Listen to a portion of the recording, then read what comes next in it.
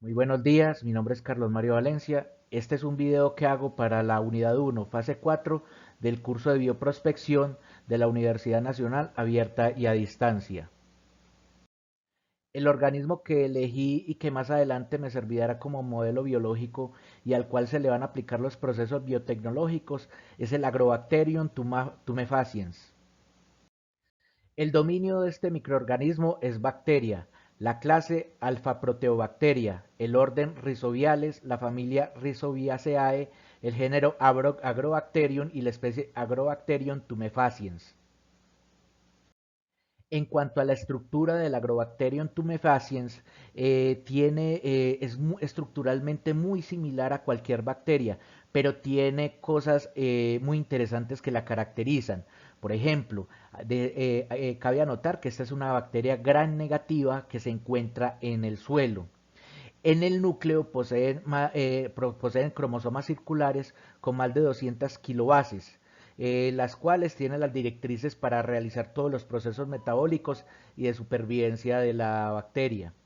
Adicional a esto tiene 6 flagelos como estos que estamos viendo aquí que se denominan perítricos. Estos flagelos están alrededor de todo su cuerpo y lo que hace es que le ayuda a movilizarse en ambientes diversos que se encuentran en los suelos. Uno de los organelos más impresionantes que tienen este tipo de bacterias son los plásmidos. Los plásmidos, no todas las bacterias lo tienen, pero las bacterias que lo tienen lo ayudan a sobrevivir en entornos difíciles. Por ejemplo, cuando se aplica penicilina, entonces estos plásmidos guardan información para ayudarle a defenderse de este químico.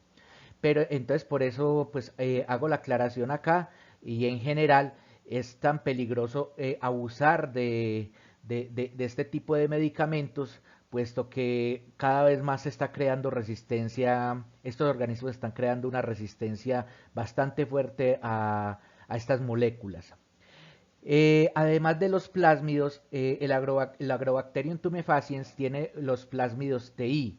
Estos son plásmidos que son inductores de tumores en las plantas, ¿sí? Entonces, dentro de este plásmido TI hay ADN de transferencia. Este es el ADN que cuando la información ingresa a la planta, entonces lo que hace es dar instrucciones para descontrolar las hormonas de crecimiento de esta, generando tumores que pueden causar pérdidas en cultivos o la misma muerte de las diferentes plantas. Hace un momento hablábamos del gran organelo que son los plásmidos. Es esta estructura que pues acá se representa en color anaranjado. ¿Por qué son tan importantes los plásmidos en cuanto a la defensa de la planta? Entonces, dentro del plásmido, las bacterias que así lo tienen algo que se llama agente selector. Entonces este agente selector lo que va a hacer es que cuando la bacteria, por ejemplo, está en peligro, o sea, por ejemplo, inyecta un antibiótico en el cuerpo, entonces esta guarda información y entonces crea resistencia. Entonces, digamos, cuando una bacteria que es sensible a determinado antibiótico lo capta de otra bacteria desde su genoma, entonces, ya sea por diversos mecanismos, el plásmido resistente pasa a esta y entonces le facilita la vida en el entorno, en este caso, de la aplicación de un antibiótico. Entonces, por ejemplo, acá como observamos en la figura de arriba, entonces en un entorno sin antibióticos, entonces tenemos bacterias que están protegidas ya contra la acción de ese antibiótico y bacterias que no. Cuando se aplica el antibiótico, que es un ambiente desfavorable, entonces lo que pasa es que las bacterias que no obtuvieron el plásmido mueren y las que lo obtuvieron sobreviven. A ver, ahora no pensemos que el plásmido es el organelo pues por excelencia, no. El hecho de tener este organelo también tiene sus consecuencias. O sea, las bacterias van a gastar mucho más energía en la generación de proteínas codificadas. Por eso es mucho más lenta para crecer y dividirse. Entonces es el precio que tiene que pagar. Mientras que, por ejemplo, las bacterias que vemos aquí abajo, entonces tienen, al no tener el plásmido, tienen mucha más energía. Y entonces al tener más energía se pueden dividir a una mayor velocidad. El plásmido TI tiene otra función. Tiene dos proteínas principales, que es la VIR-A.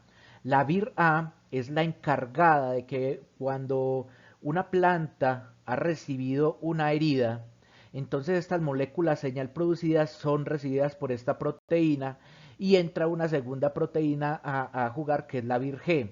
La VIR-G ya echa el andamiaje infeccioso desde la penetración a la planta hasta, junto con otras proteínas, el traspaso de la información a la célula de la misma. En conclusión, los organelos o principales estructuras que tiene esta bacteria que la caracterizan es que tiene 6 flagelos perítricos. Aquí los podemos ver un poco difuminados, por eso coloqué una imagen aquí abajo de cómo es un flagelo perítrico para que lo podamos identificar. Tienen un tamaño de 0.6 a 1 micra de ancho y 1.5 a 3 micras de largo.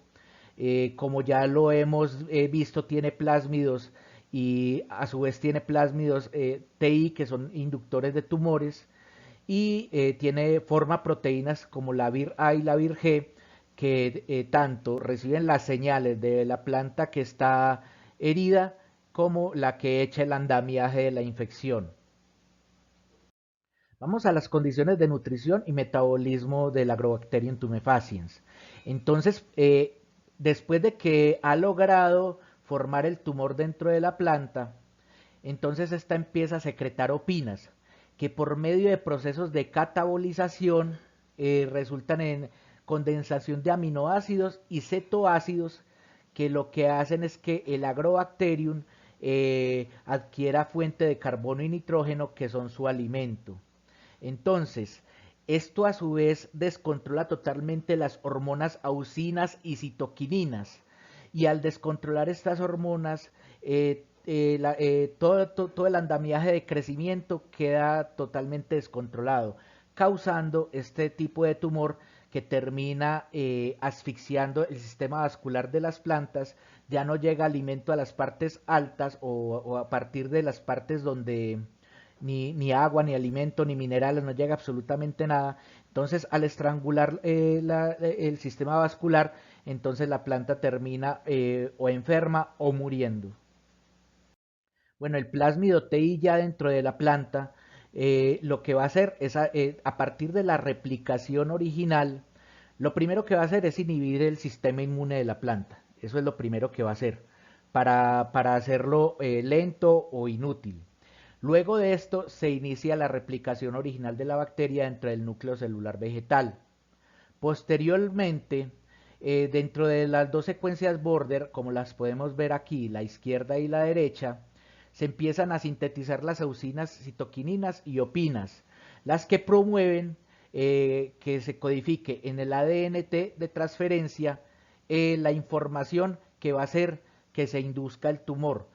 Realmente el tumor no es que se induzca, sino que como las hormonas de crecimiento de la planta quedan descontroladas, entonces estas empiezan a generar y generar y generar células, creando los tumores que ya hemos visto.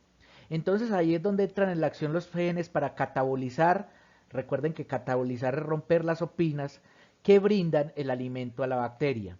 Entonces, como ya lo habíamos hablado, se aumentan las citoquininas, se aumentan las auxinas, se descontrola el sistema hormonal de crecimiento de la planta y finalmente causa el tumor, que va creciendo sin control. En cuanto a respiración y condiciones ambientales, debemos decir que esta bacteria, para su reproducción, es un organismo quimio-organotrofo. ¿Esto qué quiere decir? Que puede aprovechar las sales minerales, los ácidos orgánicos, los aminoácidos, los hidratos de carbono que produce la planta para generar una reproducción efectiva. Además, Cuando la bacteria está haciendo su proceso infectivo, entra en un periodo de anaerobiosis. ¿Esto qué quiere decir? Que requiere muy bajas condiciones de oxígeno o nulo oxígeno para poder hacer este proceso. Pero mientras la bacteria está en el suelo, es totalmente aeróbica. La temperatura óptima de crecimiento para generar colonias está entre los 25 y 28 grados. Tanto por encima como por debajo de esta temperatura, la bacteria se vuelve ineficiente en el aprovechamiento de los hidratos de carbono para producir polisacáridos extracelulares. Pero entonces, pues, como estamos en el trópico, entonces esta temperatura siempre va a estar disponible. Una de las características que hace invaluable el Agrobacterium tumefaciens para aplicaciones biotecnológicas es que nos sirve como una aguja hipodérmica para transferir ADN. Por ejemplo, nosotros al tomar el plásmido y poder colocar aquí, digamos, el ADN, enzimas o cualquier otra molécula obtenida de otra especie, sea animal, vegetal o cualquiera de los reinos, para poderla ingresar en una planta y poder adquirir características importantes que nos sirva para acabar con alguna plaga, que se nos sirva para obtener algo, se convierte invaluable para todo tipo de investigación que nosotros queramos hacer al respecto. El Agrobacterium tumefaciens es totalmente negativo en la naturaleza, o sea, en la naturaleza, pues como ya lo hemos dicho, causa hipertrofia de tejidos y esta enfermedad es conocida como la galla de la corona. Eh, como ya lo referimos anteriormente, esto forma bulbos que sobresalen del tallo, eh, prácticamente constriñendo el sistema vascular. Entonces, al constreñir el sistema vascular, ya no suben minerales, no sube agua, no se hace el intercambio desde el suelo hasta las partes más altas del árbol de minerales, como ya lo hemos mencionado. Entonces, esta constricción termina enfermando el árbol y posteriormente, en casos tan graves como el que estamos viendo acá, termina secándolo y muriendo la planta. En resumen, cuando esta planta fue herida, empezaron a subir sus niveles de fenoles, azúcares y cambió el pH totalmente. Si la bacteria Agrobacterium tumefaciens está cerca, entonces una proteína receptor denominada BIR-A siente estos cambios molecularmente en el aire y entonces entre el BIR-A y BIR-G activan bacterias de virulencia que son el BIR-D2, el BIR-E2 y el BIR-F, entre otros factores.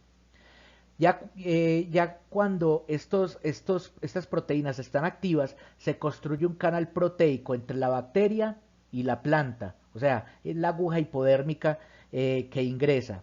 Entonces, ya cuando ha ingresado, entonces, y el proceso ya está avanzado, el ADN de transferencia ingresa a la célula vegetal. Dentro de la planta aumenta el nivel de las hormonas auxinas y citoquininas, descontrolando el sistema metabólico de la planta y haciendo que las células crezcan descontroladamente, como lo estamos viendo en esta imagen. O sea, la división celular se hace descontrolada y no se detiene. Las aplicaciones con esta bacteria ya llevan muchos años. Por ejemplo, en 1990, el tabaco resistente a insectos por producción de la toxina de Bacillus thuringiensis. En 1999, sobreproducción de alfa y betacaroteno en semillas de canola. En el 2000, producción y acumulación de astaxantina, que es un carotenoide de origen bacteriano en el tabaco. Desarrollo del arroz dorado de variedad Oryza sativa que produce y acumula los granos de betacaroteno, un precursor de la vitamina A. Pues yo sinceramente con este tipo de arroz he trabajado, pero sinceramente no sabía que el inductor había sido el Agrobacterium tumefaciens. Ahora vamos a ver en diferentes sitios científicos y académicos cómo se comporta la investigación con el Lactobacterium tumefaciens. Por ejemplo, en el 2016, sistemas de regeneración de Phaseolus vulgaris y su aplicación en transformación genética vía Agrobacterium tumefaciens. En el 2018, transformación mediada por Agrobacterium tumefaciens del clon BRS0701 de Eucalipto euphorbia. En el 2021, colonización de Fusarium oxyporum transformado con el gen de la proteína de fluorescencia roja del tomate, medida por Agrobacterium tumefaciens en raíces de dos cultivares de aguacate. Ahora, en bases de datos científicas, vamos a mirar cielo. Al colocar las palabras clave Agrobacterium tumefaciens y applications, entonces nos encontramos 78 resultados entre investigaciones, artículos, y acá podemos observar en los diferentes países cómo se ha comportado la investigación. Cuando hicimos esta misma búsqueda en Science Direct, que colocamos las palabras clave Agrobacterium tumefaciens y Applications, nos encontramos 16.197 resultados. Entonces, pues es una cifra bastante respetable. En cuanto a la base de datos Scopus, agregando las mismas palabras clave, entonces en cuanto a documentos, nos encontramos 415 resultados.